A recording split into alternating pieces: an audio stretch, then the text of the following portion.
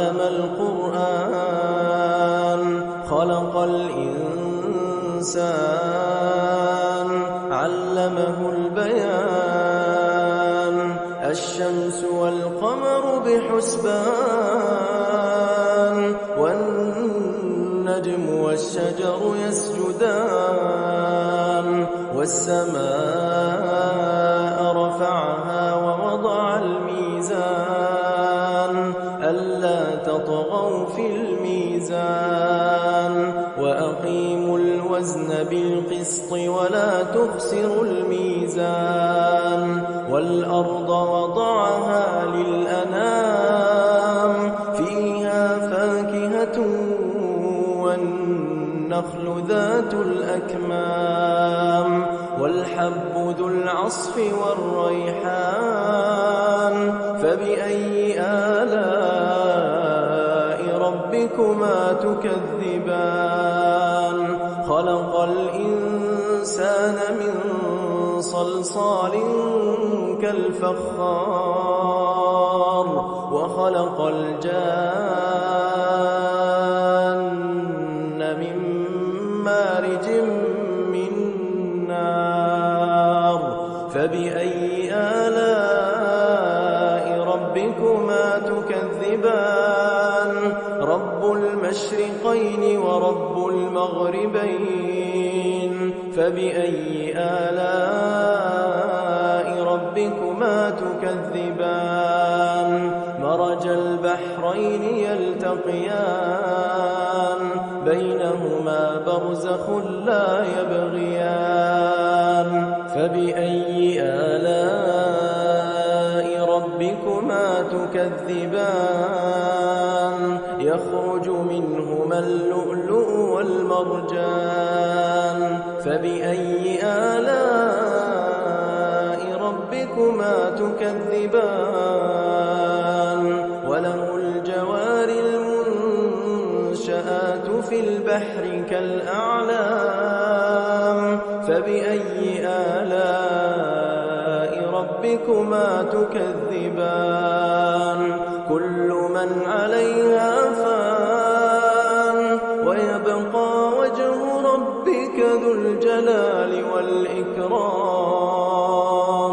فبأي آلاء ربكما تكذبان يسأله من في السماوات والأرض كل يوم هو في شأن فبأي آلاء ربكما تكذبان سنفرغ لكم أيها الثقلان فبأي آلاء ربكما تكذبان يا معشر الجن والإنس إن استطعتم أن تنفذوا من أقطار السماوات والأرض فانفذوا لا تنفذون إلا بسلطان فبأي آلاء ربكما تكذبان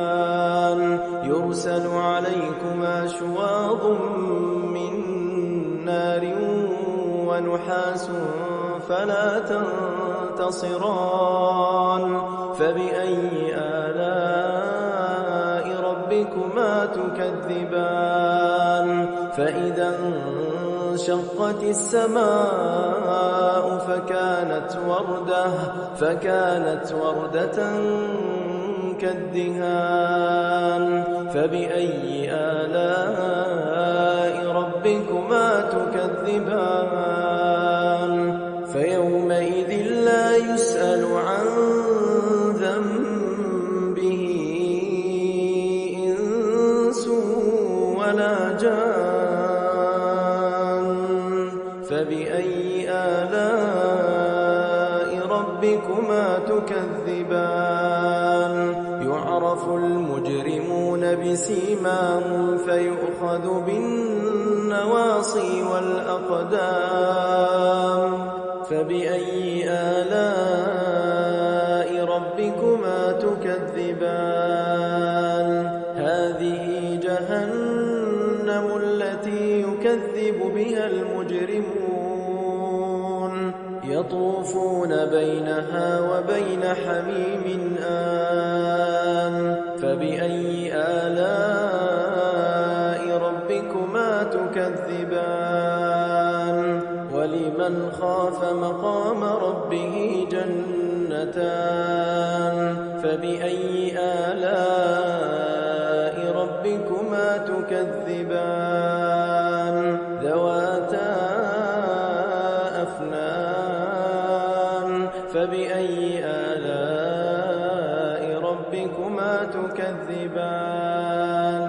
فيهما عينان تجريان فبأي آلاء ربكما تكذبان فيهما من كل فاكهة زوجان فبأي آلاء ربكما تكذبان متكئين على فرش بطائنها من استبرق وجنى الجنتين دان فبأي آلاء ربكما تكذبان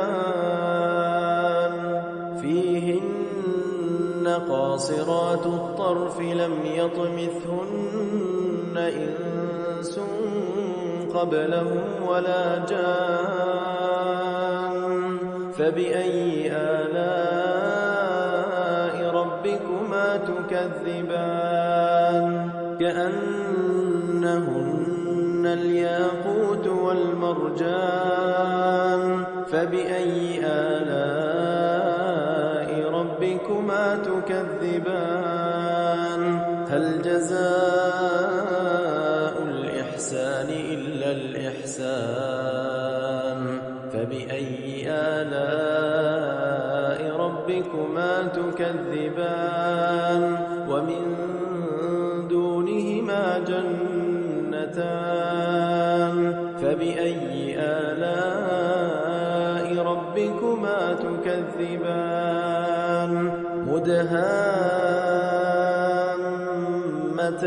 مدهامتان فبأي آلاء ربكما تكذبان فيهما عينان نضاختان فبأي آلاء ربكما تكذبان فيهما فاكهة ونخل ورمان فبأي آلاء ربكما تكذبان فيهن خيرات حسان فبأي آلاء ربكما تكذبان حور مقصورات في الخيام فبأي آلاء ربكما تكذبان لم يطمثهن إنس قبلهم ولا جان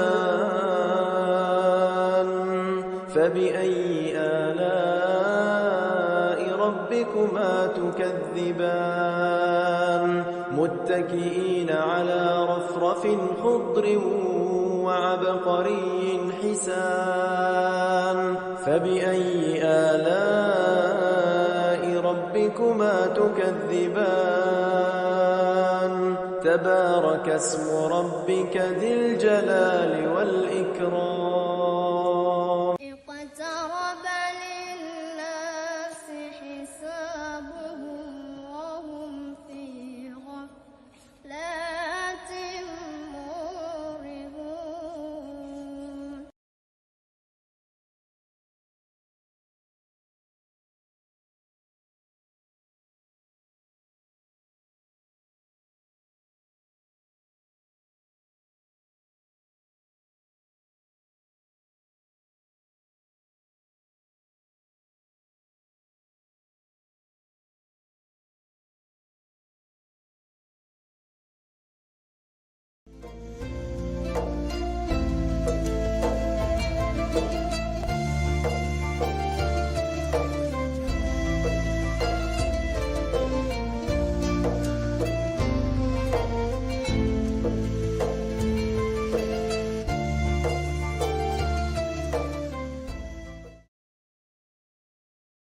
أعوذ بالله من الشيطان الرجيم بسم الله الرحمن الرحيم Assalamu alaikum wa rahmatullahi wa barakatuh. I welcome you all on this 10th day of holy month of Ramadan. We are exactly on the 1/3 of the holy month, and inshallah I pray to Allah subhanahu wa ta'ala that your fasting and all the a'mal are going well. So today, since we have entered the daylight saving time, so the clocks have gone 1 hour behind.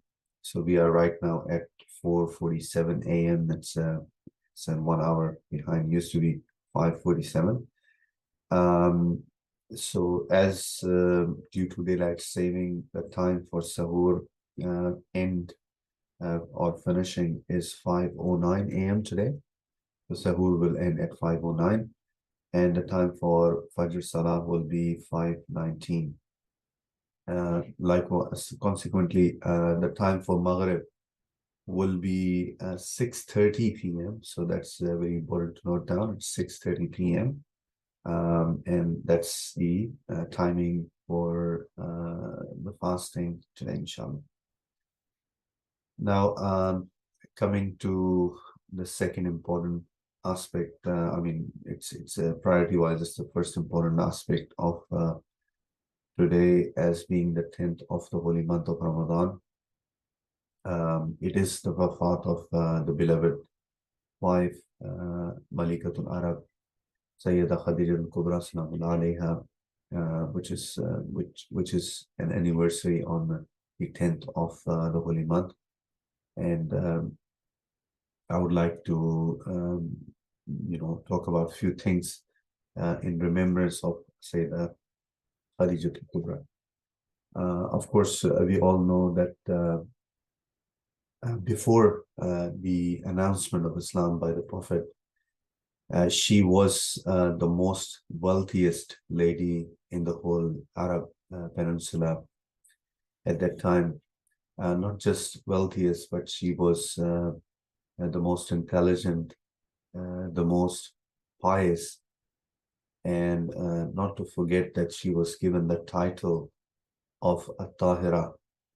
And At-Tahira means the pure one, the one in Arabic, in Urdu and Farsi, we call it Pakiza. So she was known to be famous to be that, and of course in our history it is known that Sayyidah Khadija al-Kubra Salamun alayha rejected a lot of marriage proposals, but she eventually offered her proposal through her uncle to the Prophet, who worked as a merchant for her at times along with the Prophet's uncle. They went for a trade trip, taking goods for Khadija al-Kubra Salamun alayha, and she was highly impressed by his honesty and intelligence and piety. I mean, that was the forefront of how she basically reached to the Prophet, but there was a lot of background. Sayyidah Khadija Salamun alayha by birth was a monotheist. She believed always on one God. And due to her inclination towards the religion, it was meant to happen. So as we say that, Allah subhanahu wa ta'ala makes matches in the heavens, in the skies. So like for perhaps say the Khadija al-Kubra Salamun alayha, she was looking for the best of the best. And then she found Prophet Muhammad sallallahu alaihi wasallam. So, and this is where we are, and Allah subhanahu wa ta'ala blessed her with Fatima Zahra sallallahu alayha, who is Sayyidatun Nisa al-Alameen. And through her progeny are the 12 Imams, are the 11 Imams, from Imam Hassan Mustafa and Imam Hussein through Fatma Zahra Salaam Alaiha. So we know that what high rank and high status Khadija al-Kubra Salaam Alaiha had in um, Islam, in this whole creation.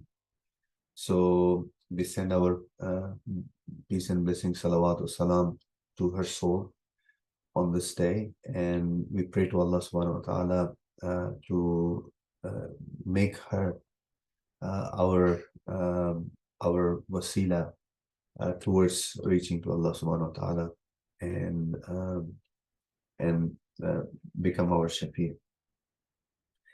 So as for today's program, like every morning, we have Dua Sahar following in a few moments, and after Dua Sahar, my apologies, before Dua Sahar, we will have a lecture, and today's lecture is again Sheikh Mateen.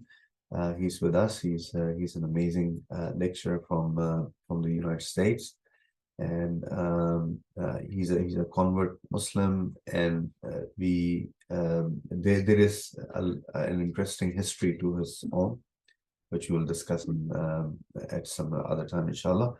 So I would like to invite Sheikh Mateen for his lecture with the salawat ala Muhammad wa ali Muhammad. Allahumma salli ala Muhammad wa ali Muhammad.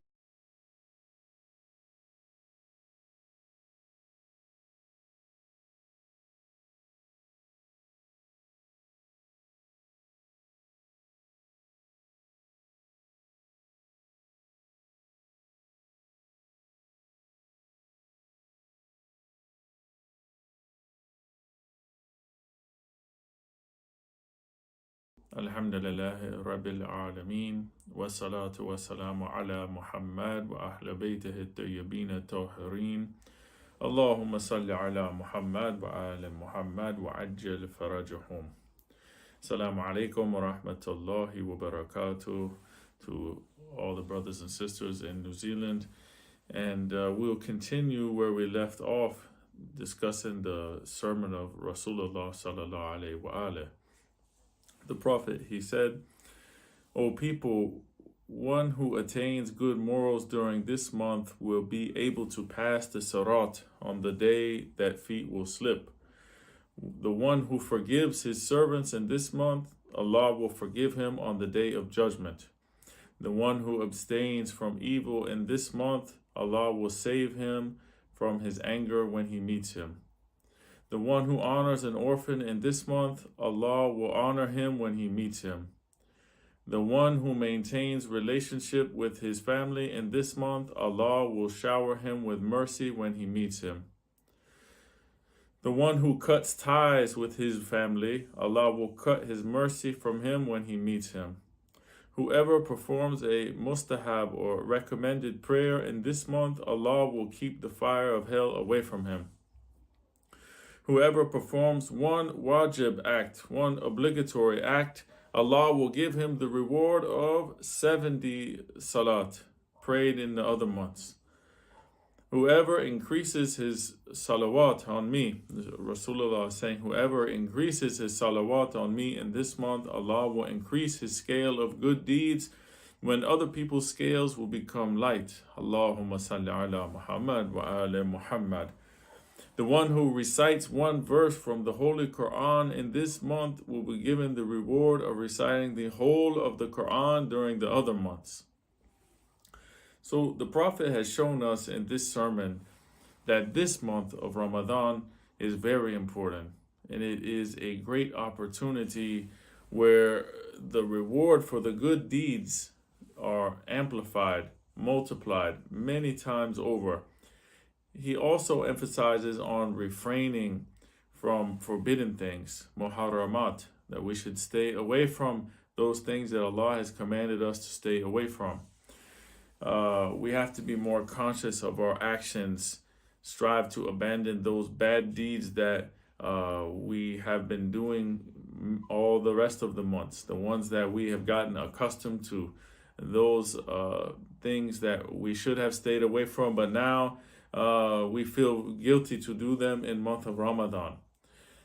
We need to abandon these bad deeds, make a plan to stay away from these things, condition ourselves during this month to not do those things anymore and replace them with good habits.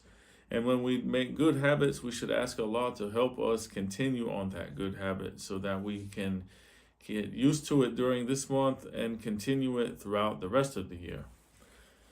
If we're able to control our natural desires for food and drink and other things during this month, then we will also be able to tame our lower desires and those desires to commit disobedience to Allah. May Allah subhanahu wa ta'ala give us all strength to accomplish this difficult task. It's something easy that comes off of the tongue to say, I will fulfill all my wajibat and I will stay away from all the muharramat. It's easy to say, but we need Allah's help in this. We must make dua and we must ask Allah subhanahu wa ta'ala for His favor. Fasting, when we look at it, is comprised of an outer fast and an inner fast. And I'll discuss so we can become clear on this, inshallah. So the outer one are those things which will nullify the fast. Those fasting nullifiers, such as eating, drinking, sexual relations, among other things that are listed in details in the book of jurisprudence. If one intentionally breaks his fast without a legal excuse, for example, they are liable for qada, repeating that day, and also for kafara. If one breaks their fast with a legal excuse, for example, they are sick, or a woman is menstruating, for example, or they are traveling, other things, then they're only liable for qada. And in some cases, their sickness lasts from 1 year to the next year, and they cannot fast, make up qada throughout the whole year because their sickness is continuous. Then all they have to do is pay fidya, or feeding a poor Muslim. So depending on the circumstances can go many different ways, and these are all discussed in the book of fiqh, or jurisprudence. So this is outer fast. This is refraining from eating and drinking and all the fasting nullifiers. So this is one dimension of the fast. But there's also a different aspect of this fast that I want to discuss, which is the spiritual aspect, or the inner fast, we can say. While fasting, we're in a continuous state of worshiping Allah. Unless we do something that spiritually breaks this mode of worship. We have narration from Rasulullah sallallahu alaihi wasallam that said the fasting person is in a state of worship even while he is asleep in his bed. He is in a state of ibadah. He is worshiping Allah. Unless what? Unless he commits backbiting. And then in that case, his worship is broken. It doesn't nullify the fast on the outer fast. If someone backbites someone, they don't need to do qada for that day. They don't have to pay kafara for that day. Their fast is valid from a legal standpoint. But from a spiritual standpoint, maybe not. The Prophet says here that you are in a state of worship until you backbite. Then you're out of the state of worship. Imam Sadiq alayhi salam says, when you fast, you should not backbite anybody. Do not oppress anyone while you are fasting. Don't be like those who fast for showing off. Their faces are dusty, their hair is all over the place, and their mouths are dry, just for making people know that they are fasting. While fasting, we shouldn't make a scene of it, that we are fasting. Fasting is an act between us and Allah subhanahu wa ta'ala. We don't need to go tell everyone, make announcements that, I am very hungry today because I am fasting. MashaAllah, I am fasting, this type of stuff. We don't need to go and tell everyone. We also have to be careful not to oppress other people, not to backbite other people, because all these type of things will disrupt the spiritual aspect of our fast. It's possible that someone is fasting in the month of Ramadan and he or she abstains from all those fasting nullifiers during the daylight hours. meaning that their fast is not invalidated in the sense that they will not have to repeat those days. They will not have to do qada. They will not have to do kafara. But at the same time, they may have invalidated the spiritual aspect of their fasting due to disobedience of Allah, disobedience to Allah, and maybe they have gained very little from their fast, or worse, they gain nothing at all, nothing from their fast. We have riwayat from Amir al-Mu'mineen Ali ibn Abi Talib alayhi salam that says there are people who fast but will gain nothing from their fast except thirst. There are some who pray but they will gain nothing from their prayer except fatigue, being tired. Fatima Zahra alayha salam, she says, what is the fasting person doing with his fast if he is not guarding his tongue, his hearing, his sight, and his limbs from sins? What are we doing? We are missing the point of the fast. We are only fulfilling some outer things, but the real meaning of the fast, which was supposed to better us and change us and work on ourselves and tame ourselves, is not being completed. We see from these two riwayat that maybe if we are not working on ourselves, we'll just be hungry. Maybe we fulfilled our wajibat. We will not be punished for missing the fast, but we will not be rewarded all those spiritual rewards, and we will not get closer to Allah subhanahu wa ta'ala because we are not taking care of the spiritual side of our fast. Fasting is about obedience to Allah subhanahu wa ta'ala, training the self and one's limbs, becoming more pious, being on guard against our lower desires and against the tricks of shaitan. We must condition this to be our norm throughout the rest of the year and not just in this month. We don't say, okay, we only read Quran in month of Ramadan. Okay, we only stop listening to music in month of Ramadan. It reminds me here in Turkey, there's a lot of music outside in places. But as soon as Adhan comes, the music is going, and then all of a sudden, Allahu Akbar, everything stops. All the music is off. The cab driver turned the music off. Everything in the restaurant is silent. As soon as Adhan goes off, music back on again, right where they left off. And we cannot let our month of Ramadan be like that. We stop all of the haram for just this month, and then all of a sudden, month of Ramadan is over, Shawwal comes, Eid al-Fitr comes, after that, back to haram. If we condition ourselves to stay away from a whole month, then we need to stay away the rest of the year, and inshallah, we continue bettering ourselves throughout the year. A person can be fasting, fulfilling their obligation to Allah, yet at the same time be doing an act of disobedience. How? How can this happen? For example, one could be fasting, yet they are listening to haram things. At the same time, they are fasting. They are listening to backbiting. They're listening to haram music throughout the day. Another example, one could be fasting, yet all they do is gossip all day. They tell lies, they tell rumors all day long. One could be fasting, yet they spend their whole day looking at haram images. A woman could be fasting, yet when she is around non-mahram men or she goes out in public, she does not put on her hijab. For that amount of time that she is uncovered, she is engaged in disobedience to Allah. So at the same time, she's fulfilling one act of obedience, which is fasting, yet she could simultaneously be committing an act of disobedience to Allah by uncovering around non-mahram. So we have to be mindful of these things.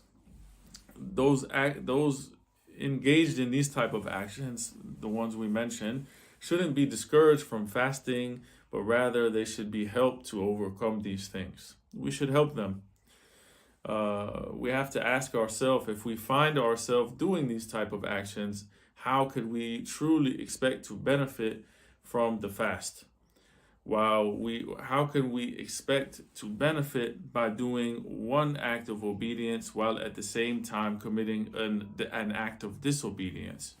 So we must not think that fasting is only refraining from the fasting nullifiers, but we must work inwardly on ourselves to purify our spirit and submit ourselves completely to Allah's obedience to our utmost ability, inshallah. Allah says, قَدْ أَفْلَحَ مَنْ زَكَّهَا وَقَدْ خَابَ مَنْ دَاسَّهَا. In Surah Al-Shams, successful is the one who purifies their soul, and doomed is the one who corrupts it. So one must strive hard to remove all the obstacles that stand in our way of reaching Allah's pleasure. These 30 days that we have are a training ground for us, a training period for us to start out in the right way. But at the end of this blessed month, we should not revert right back to where we left off before, making no spiritual progress at all. Fasting is a tool that will help us purify ourselves.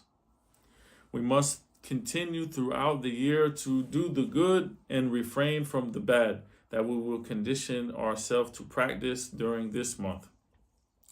When we are restraining from haram, and we should continue to restrain from these haram things throughout the rest of the year. When we are doing extra good actions in this month, we should continue throughout the rest of the year. This is just a starting point, a blessed opportunity to take charge of our lives and to strive to get as close as we can to Allah by fulfilling the acts of obedience and refraining from those things that will bring about His displeasure. We ask Allah subhanahu wa ta'ala to help us not to squander this opportunity that He has given us, the tawfiq to be able to witness the month of Ramadan once again, and to grant us success in this fasting of ours, both the physical outer fast and also the inward spiritual fast. اللهم عجل وليك الفرج اللهم صل على محمد وآل محمد.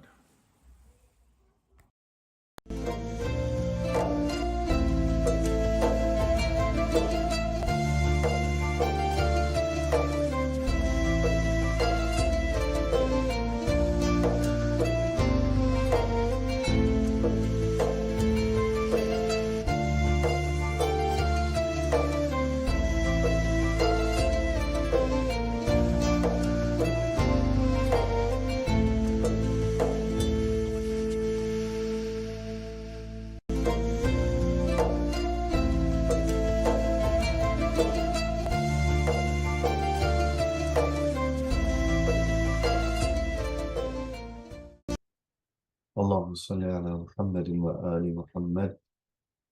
I welcome everyone once again. So just to remind that it's the time of Sahar has come to an end, 5:09 a.m. And the Fajr is in 10 minutes. Maghrib tonight will be 6:30 p.m. inshallah. So once again, reminding everyone it's the day of Shahadat of Sayyidah Khadija al-Kubra Salamun Alayha, who passed away due to a boycott by Quraysh on Bani Hashim at that time. So the steadfastness of Bani Hashim, that they stayed in Shayba Abi Talib for those 3 years, when Khadija al-Kubra, who used to be a very wealthy lady who never had any discomfort in her life, who spent all her money or all her wealth on Islam, on building Islam, she was living a miserable life of hardship and difficulty, where they had to eat leaves and roots of the plants. So after coming back to Makkah, she felt ill, and her illness was brief but fatal. And the beloved wife of Prophet passed away on a day like today, and with her going from the world, it shook the Prophet. We pray to Allah subhanahu wa ta'ala to give all our marhumin uh, that forgiveness and higher status through Khadija al-Kubra Salaam alayha, who is one of the noble women among Asiya, among Maryam and Fatima to Zahra Salaam alayha, alayhim ajma'in. So now we go to Dua Sahar. اللهم صل على محمد وعلى محمد. بسم الله الرحمن الرحيم اللهم إني أسألك من بحائك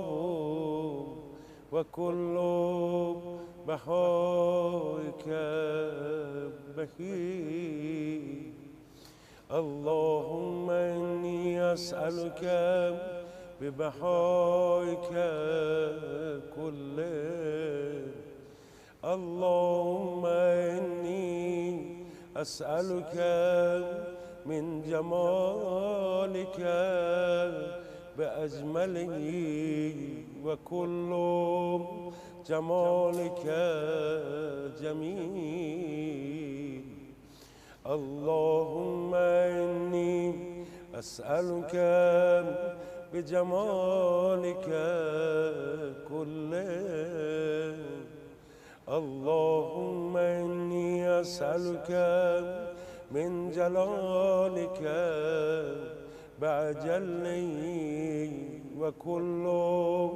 جلالك جليل اللهم إني أسألك بجلالك كله اللهم إني أسألك من عظمتك بعظمها وكل عظمتك عظيما اللهم إني أسألك بعظمتك كلها اللهم إني أسألك من نورك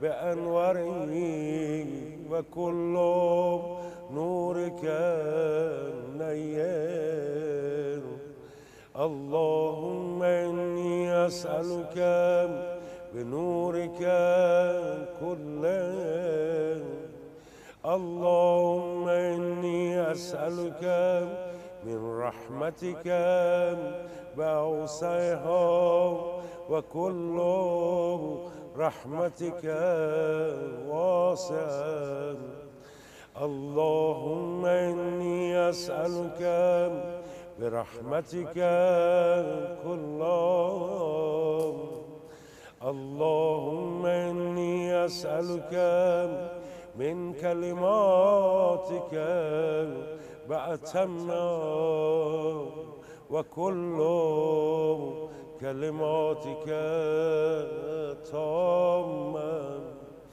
اللهم إني أسألك بكلماتك كلها اللهم إني أسألك من كمالك بأكمله وكل كمالك كامل اللهم إني أسألك بكمالك كله اللهم إني أسألك من أسمائك بأكبرها وكل أسمائك كبيرا اللهم إني أسألك بأسمائك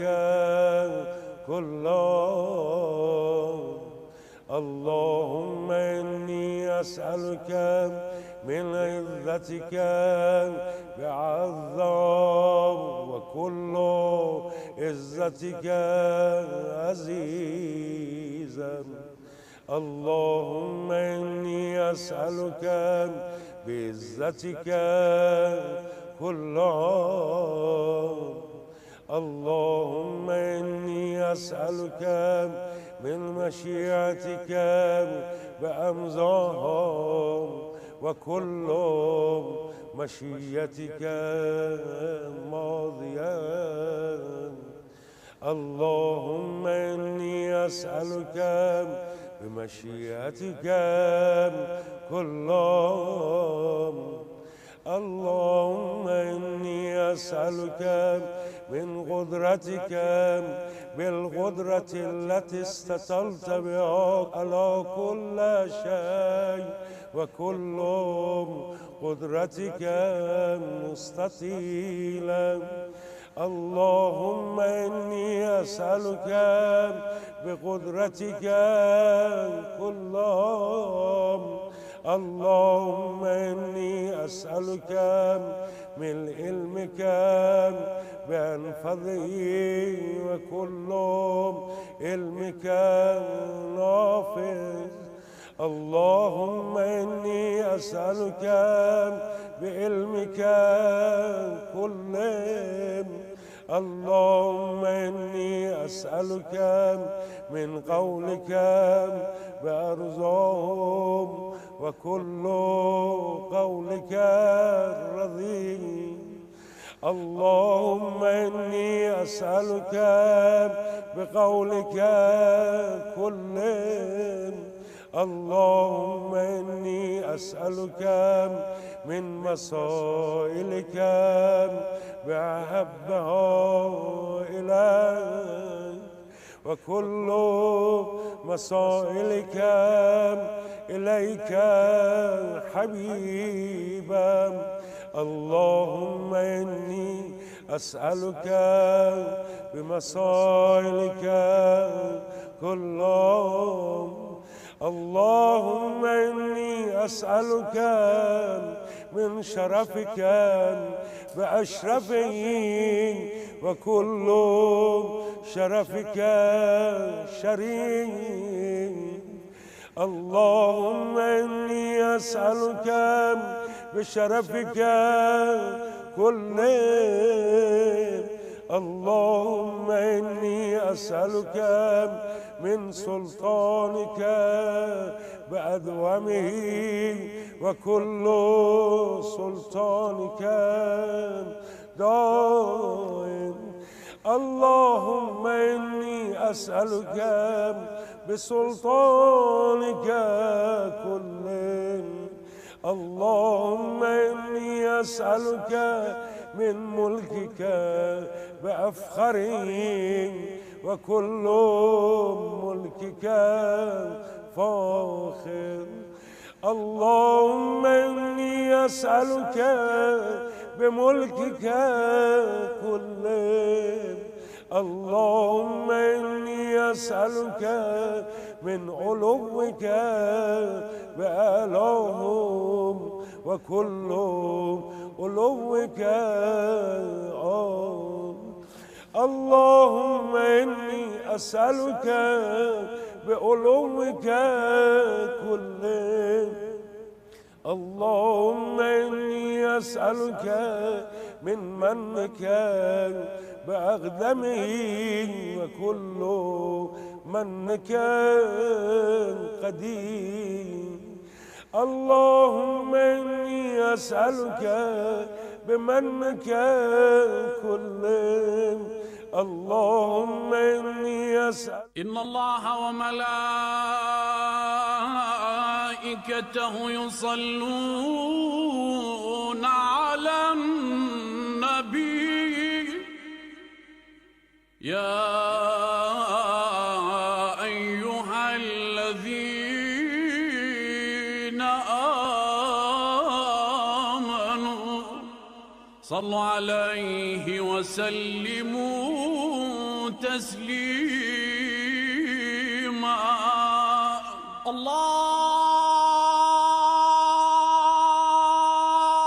الله أكبر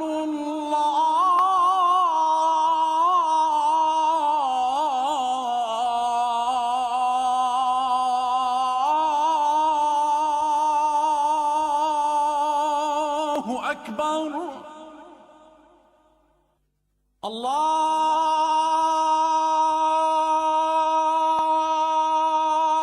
أكبر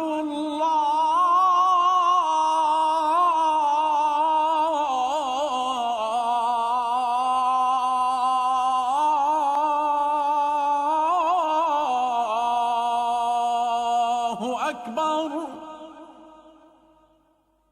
أشهد أن لا إله إلا الله.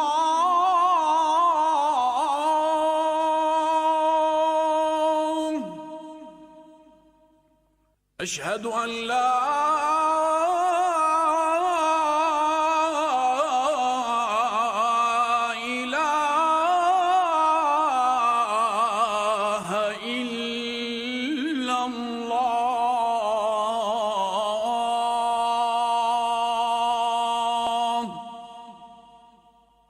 أشهد أن محمدًا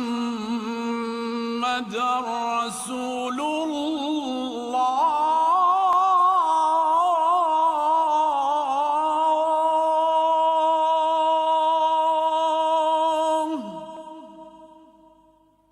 أشهد أن محمدًا رسول الله.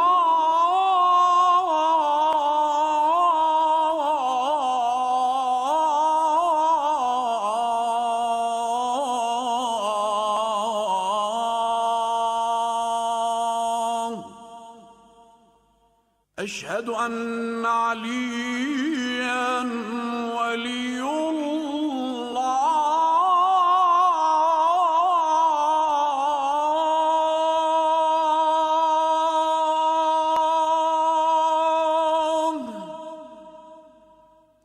أشهد أن أمير المؤمنين عليا ولي الله.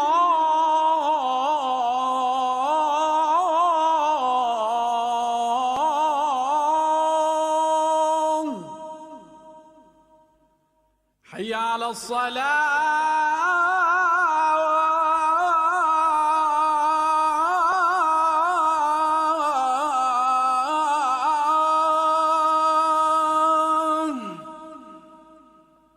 حي على الصلاة.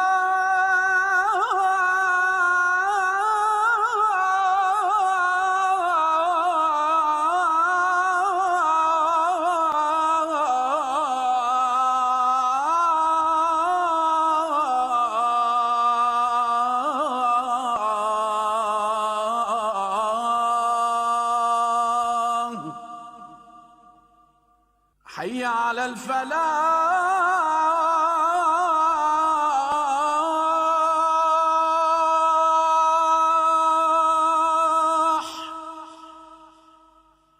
حي على الفلاح.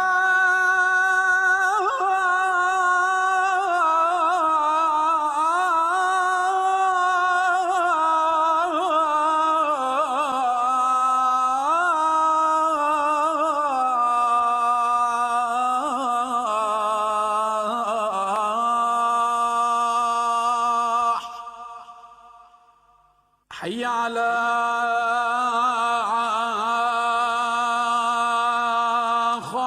خير العمل. حي على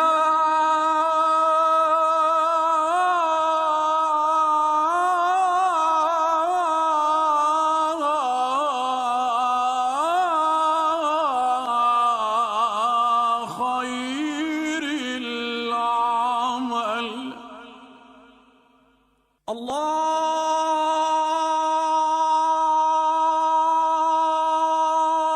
أكبر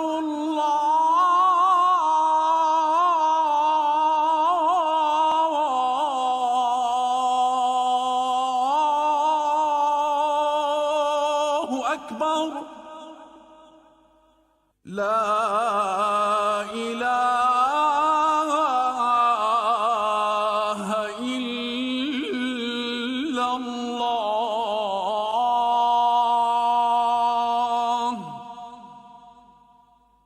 لا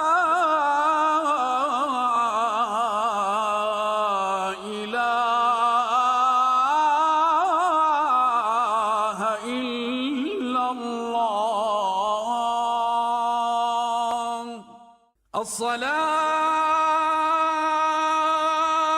والسلام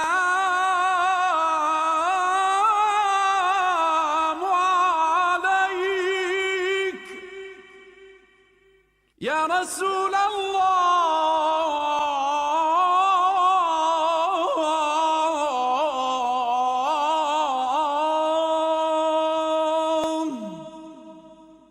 عليك وعلى آلك الطيبين الطاهرين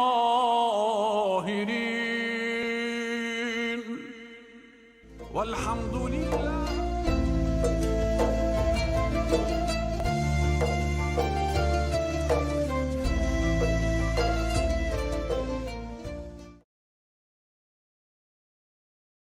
Due to the time change, we had to skip the daily dua, so we'll quickly do it before we end the program.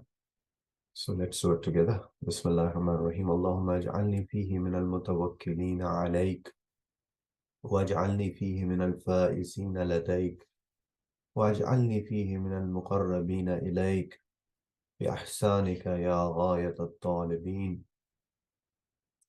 O Allah, on this day, make me among those who rely on you, from those who you consider successful, and place me among those who are near to you by your favor, O the goal of the seekers.